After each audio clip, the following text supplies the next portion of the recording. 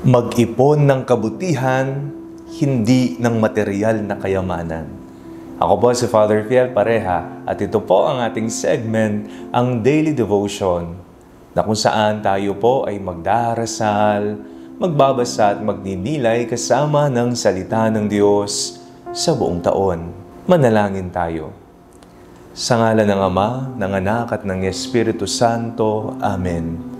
Halina, banal na Espiritu, liwanagan mo ang aming puso at isip nang maunawaan at may sa buhay namin ng iyong salita. Amen.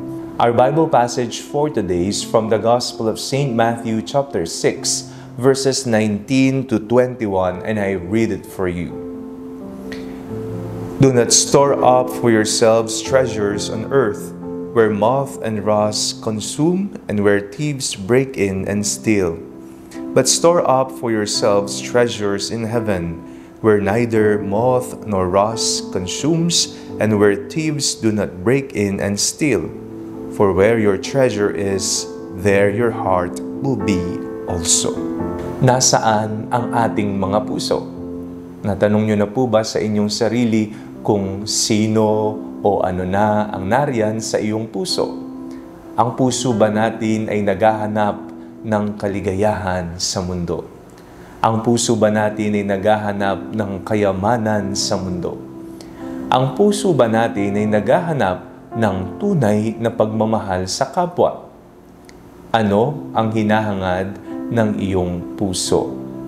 Sa ating pong ebanghelyo sa araw na ito, mayroon pong isang paalala ang ating Panginoon. Binanggit dito, huwag kang mag-iipon ng mga bagay dito sa mundo na madaling masira, inuuod o kaya nananakaw. Bagkus, mag-impok ka ng mga bagay para sa kalangitan. Kung ating pong iisipin, totoo nga ang sinasabi ng mga matatanda. Hindi natin dadalhin ang kayamanan natin kapag tayo ay namatay.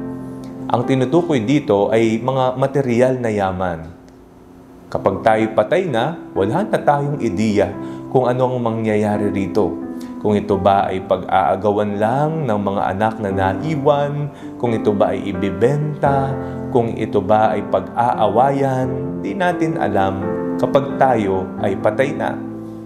Pero ang kabutihan na iyong inimpok, ang kagandahang loob na iyong ipinamalas, ang pagmamahal na inyong ibinigay sa iyong kapwa, ito ang mga bagay na naiipon sa kalangitan at iyong dadasnan kapag ikaw ay namatay na. Tandaan po natin na gawin natin malinis palagi ang ating puso sa pamamagitan ng paghahangad sa mga bagay na makalangit, hindi makamundo. Sapagkat kung nasaan ang ating puso, naroon talaga ang kayamanan natin. At sa bandang huli, sana po ang Panginoon ang ating paring nag-iisang kayamanan sa ating buhay. Manalangin tayo. Panginoong Hesus, kayo po ang aming tanging yaman. Panginoon, kami po'y antabayanan, gabayan, proteksyonan sa aming paglalakbay dito sa mundo nang hindi namin ipunin ang mga makamagundong bagay, bagkus ang aming mga mata ay nakatingala palagi sa kalangitan. Amen. Sa ngalan ng Ama, ng Anak at ng Espiritu Santo. Amen. Huwag po ninyong kalimutang i-like ang video ito. Mag-comment po kayo and share it with your family and friends.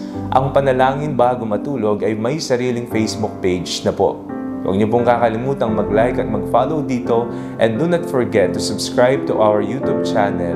I-click niyo lamang po ang link na nasa description ng video ito, o kaya naman po, just search Father Fiel Pareha. At kung nais niyo pong maging updated sa ating pagpapahayag, you can join our broadcast channel dito po sa ating Facebook page. God bless you po.